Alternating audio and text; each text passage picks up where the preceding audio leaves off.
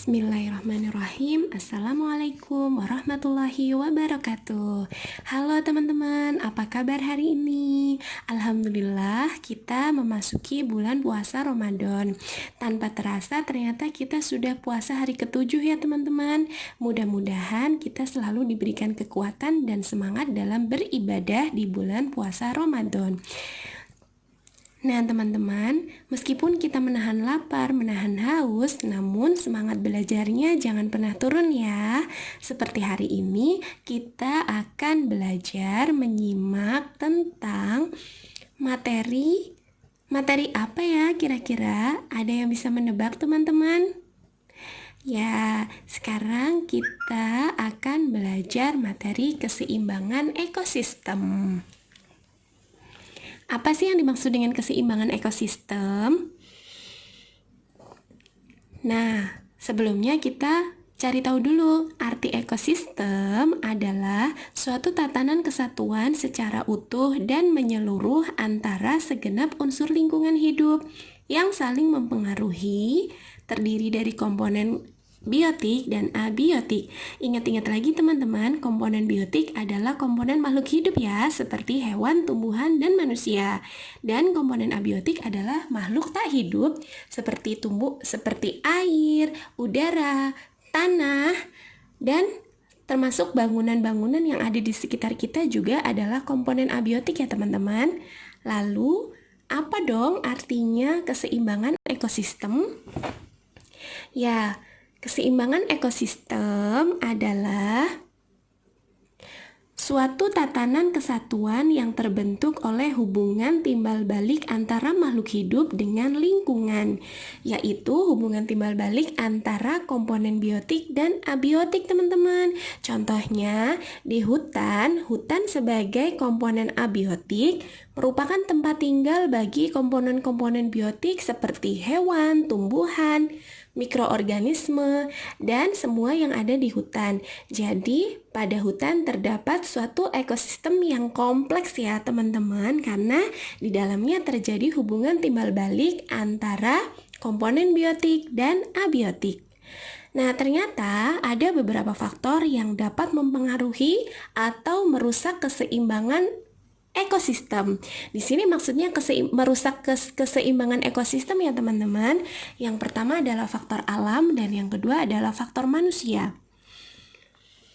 Faktor alam terjadi karena bencana alam dan faktor manusia terjadi karena perbuatan manusia teman-teman. Yang pertama yaitu penebangan pohon atau kebakaran hutan, pemburuan hewan, kegiatan pertanian, pembuangan limbah, dan pencemaran lingkungan. Kita bahas satu persatu ya. Yang pertama adalah faktor alam yaitu bencana alam. Bencana alam adalah sesuatu yang tidak disebabkan oleh perbuatan manusia ya teman-teman. Namun bencana alam juga bisa merusak keseimbangan ekosistem. Apa saja ya bencana alamnya? Oke, yang pertama adalah gempa bumi, gunung meletus, tanah longsor, kekeringan, banjir, tsunami, angin topan, dan tornado. Nah, itu adalah bencana alam yang dapat menyebabkan keseimbangan ekosistem. Yang pertama, letusan gunung berapi.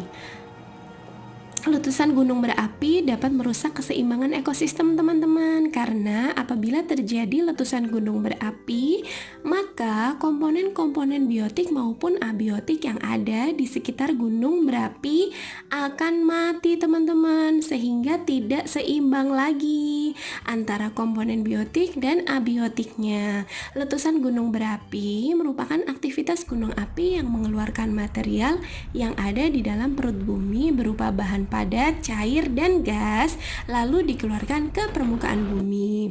Semuanya sangat panas ya teman-teman. Dan yang kedua adalah gempa bumi. Gempa bumi juga berpengaruh terhadap keseimbangan ekosistem.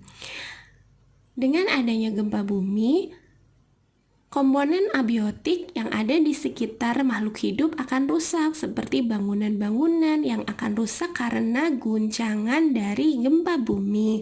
Dan hal ini menyebabkan ketidakseimbangannya komponen komponen yang ada di bumi, yaitu komponen biotik maupun komponen abiotik. Dengan rusaknya komponen abiotik, otomatis akan merusak komponen biotik kan, teman-teman?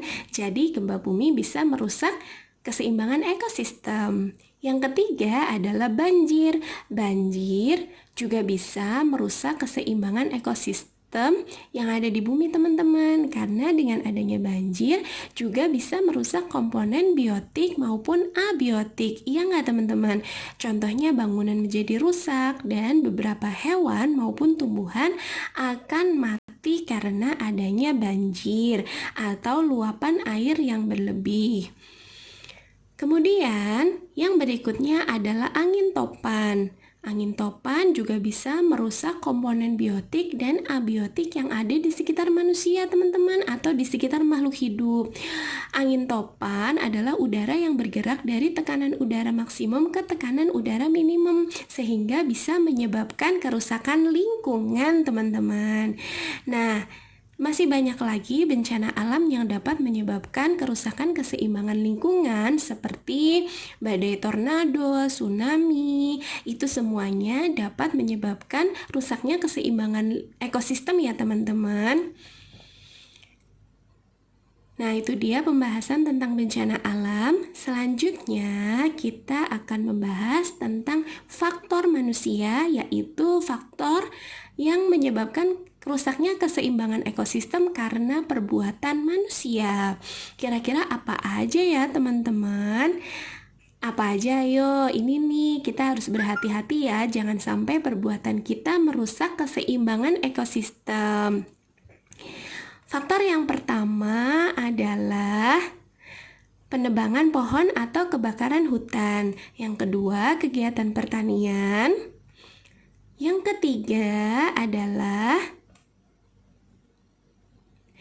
ketiga adalah pemburuan hewan.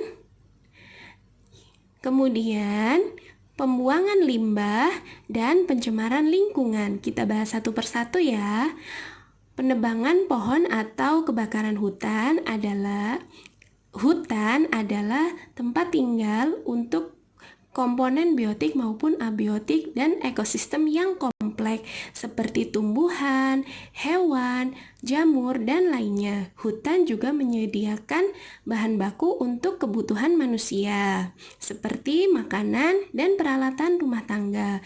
Hutan juga mengeluarkan oksigen yang sangat bermanfaat untuk manusia.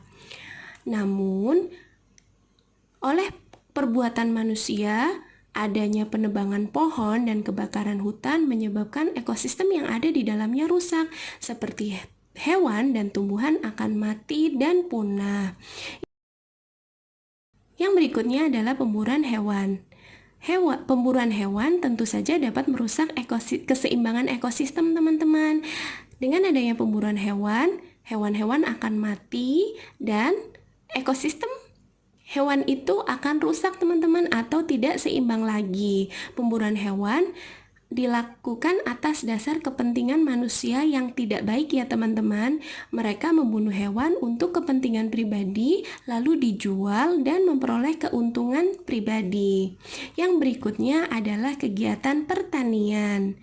Kegiatan pertanian di sini adalah penggunaan pupuk kimia yang berlebihan ya, teman-teman. Karena penggunaan pupuk kimia yang berlebihan bisa menyebabkan kerusakan ekosistem tanah dengan rusaknya unsur hara yang ada di dalam tanah. Juga bisa merusak keseimbangan ekosistem dengan punahnya beberapa hewan yang ada contohnya yang ada di ekosistem sawah, teman-teman, seperti belalang dan sebagainya. Tentu saja ini merusak keseimbangan ekosistem. Nah, yang berikutnya adalah pembuangan limbah. Pembuangan limbah pabrik yang tidak diolah dengan benar tentu saja dapat merusak keseimbangan ekosistem. Contohnya pembuangan limbah di sungai. Sungai sangat bermanfaat untuk kehidupan manusia. Contohnya untuk mengairi sawah, untuk mandi, atau bisa juga dimanfaatkan air bersihnya. Namun, karena perbuatan manusia, lambat laun sungai akan rusak, teman-teman. Adanya pembangunan pabrik di sekitar sungai menyebabkan sungai menjadi tercemar. Apalagi beberapa pabrik membuang limbah pabrik ke sungai tanpa diolah terlebih dahulu. Hal ini menyebabkan rusaknya ekosistem yang ada di bawah air sungai, dan air sungai menjadi keruh sehingga tidak bisa dimanfaatkan lagi oleh makhluk hidup. Yang lebih parah lagi, bahkan adanya pembuangan limbah yang tidak diolah ini menyebabkan kerusakan ekosistem, matinya biota-biota yang ada di dalam air tanah seperti ikan dan tumbuhan-tumbuhan air lainnya yang ada di dalam sungai menjadi mati, sehingga keseimbangan ekosistem yang ada di sungai menjadi rusak, teman-teman. Begitu ya teman-teman, mudah dipahami kan? Selanjutnya adalah faktor manusia yang dapat merusak keseimbangan lingkungan, keseimbangan ekosistem, yaitu pencemaran lingkungan. Kita simak penjelasannya berikut ya. Pencemaran lingkungan dapat dibagi menjadi 4, yaitu pencemaran air, pencemaran tanah, pencemaran udara, dan pencemaran suara. Pencemaran air. Pencemaran air adalah masuknya bahan pencemar ke dalam air yang berasal dari limbah industri, limbah rumah tangga, dan lain-lain. Apa sih dampak dari pencemaran air? Dampaknya adalah timbulnya koloid, endapan, dan bahan terlarut, perubahan derajat keasaman, perubahan warna, bau, dan juga rasa, serta terjadinya eutrofikasi. Pencemaran tanah. Bahan pencemar tanah dibedakan menjadi 2, yaitu biodegradable dan non-biodegradable. Sedih ya, ternyata banyak sekali sampah yang tidak diolah dengan baik sehingga tanah menjadi tercemar. Oh, ternyata ini loh komponen polutan tanah. Pencemaran udara. Apa itu pencemaran udara? Zat pencemar udara diklasifikasikan menjadi 2 tipe, yaitu zat berupa partikel yang merupakan butiran halus dan masih terlihat oleh mata seperti debu dan juga asap, serta zat pencemar berupa gas yang hanya dapat dirasakan melalui penciuman atau akibat langsung. Lalu apa sih dampak dari pencemaran udara? Dampak dari pencemaran udara yaitu lapisan ozon menjadi rusak,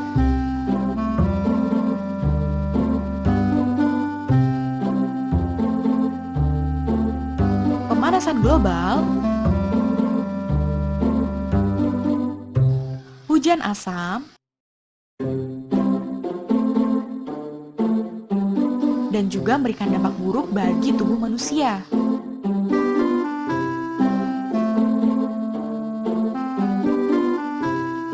Pencemaran suara. Pencemaran suara atau yang biasa kita sebut dan kenal sebagai suara bising. Tinggi rendahnya suara diukur dengan satuan desibel. Sumber suara yang menghasilkan suara lebih dari 80 desibel akan mengganggu kesehatan manusia. Nah teman-teman, itu dulu penjelasan dari Ustadzah tentang keseimbangan ekosistem. Alhamdulillahirrabbilalamin. Wassalamualaikum warahmatullahi wabarakatuh.